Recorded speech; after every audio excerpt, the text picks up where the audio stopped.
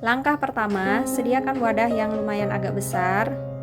Masukkan sebanyak 300 gram mentega. Nah, ini bisa diganti menggunakan butter atau margarin untuk tekstur rasa yang lebih gurih dan harum. Kemudian masukkan sebanyak 200 gram gula halus. Ini gula halusnya aku pakai gula pasir biasa, kemudian aku blender ya teman-teman.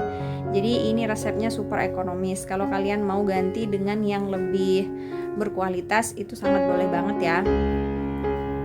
Nah, kemudian ini kalau ada gumpalan-gumpalannya seperti ini tinggal ditekan menggunakan sendok. Lalu kalau sudah, ini bakalan kita aduk sampai bercampur rata. Boleh diaduk menggunakan mixer, tapi jangan sampai mengembang ya teman-teman. Cukup sampai bercampur rata saja seperti ini. Nah, ini sudah selesai. Kemudian selanjutnya kita tambahkan 1 butir telur utuh.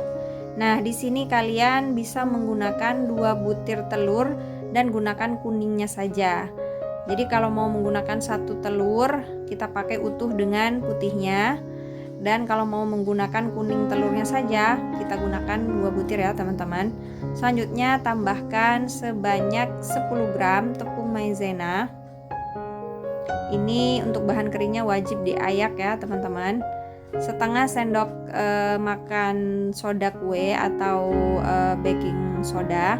Kemudian tambahkan sebanyak 1 sendok makan atau sekitar 15 gram coklat bubuk. Di sini aku menggunakan coklat Milo.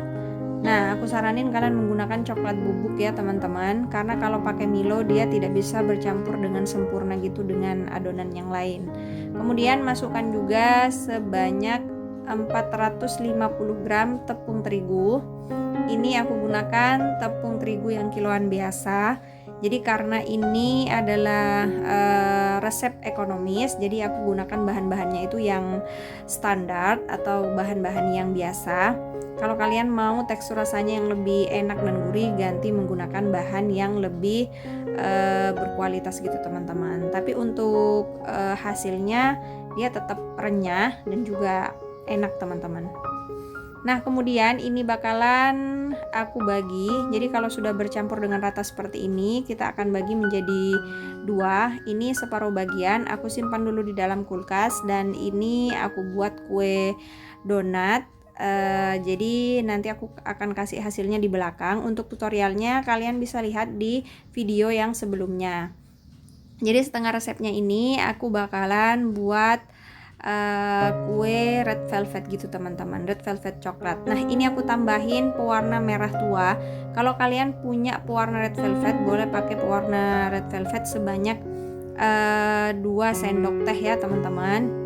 Nah, kalau nggak ada boleh menggunakan pewarna merah tua sampai tekstur warnanya seperti ini ya teman-teman. Nah, untuk bentuk yang pertama di sini aku ambil setengah dari adonan yang sudah diberi pewarna. Kemudian ini kita pipihkan menggunakan rolling pin.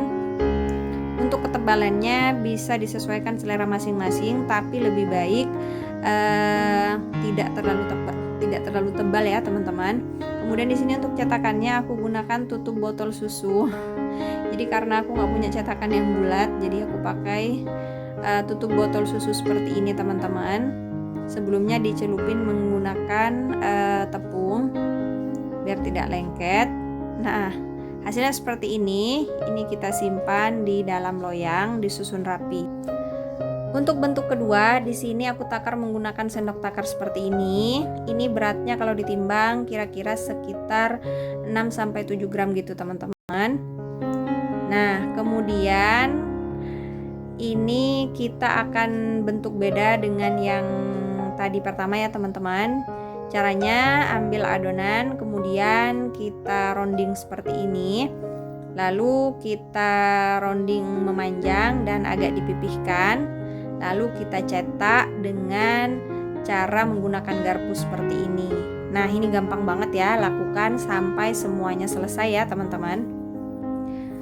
Nah, ini udah selesai keseluruhan teman-teman. Jadi setengah resep tadi aku bikin dua bentuk ukuran seperti ini. Jadi ukuran bulat dengan ukuran yang tadi kita beri motif menggunakan garpu. Selanjutnya ini bakalan kita oven. Sebelumnya udah aku panasin selama kurang lebih 15 menit. Ini akan kita panggang atau kita oven menggunakan api atas bawah, suhunya di 150 derajat. Tapi ini sesuaikan dengan oven masing-masing ya teman-teman. Di sini aku menggunakan api atas bawah selama 40 menit dan di tengah-tengah proses pemanggangan itu ditukar posisi biar tidak gosong ya teman-teman. Nah, ini sudah selesai teman-teman dan ini suhunya udah dingin ya. Jadi ini teksturnya seperti ini, bagian bawahnya bagus, tidak gosong. Kemudian selanjutnya ini bakalan aku celupin ke dalam coklat. Ini aku udah lelehin dark cooking coklat sebanyak 100 gram. Kemudian selagi masih panas coklatnya ya, kalau kuenya ini udah dingin suhunya, ini langsung aja kita celupin seperti ini. Kemudian diberi topping kacang sangrai teman-teman. Ini bisa menggunakan kacang almond juga, jadinya seperti ini, cantik banget. Kemudian untuk bentuk yang kedua, nah ini tadi tuh aku agak kelupaan gitu teman-teman, jadi udah mulai agak gosong bagian atasnya, tapi nggak apa-apa, masih bisa ya, masih cantik. Sama juga celupkan ke dalam coklat lalu beri topping kacang seperti ini. Nah jadinya seperti ini, cantik banget. Nah ini dia jadinya. Jadi setengah resep tadi menghasilkan dua toples seperti ini. Ini tuh aslinya penuh sampai atas teman-teman, cuman ini udah dicemilin sama suami dan anak aku. Gak tahan banget, mereka langsung main dicomot dan aku biarin aja. Katanya enak banget dan ini renyah, bener-bener renyah meskipun menggunakan resep yang sederhana. Dan setengah bagiannya lagi aku bikin kue donat seperti ini. Tutorialnya ada di video sebelumnya ya teman-teman. Ini hasilnya cantik banget juga. Pokoknya resep ini recommended.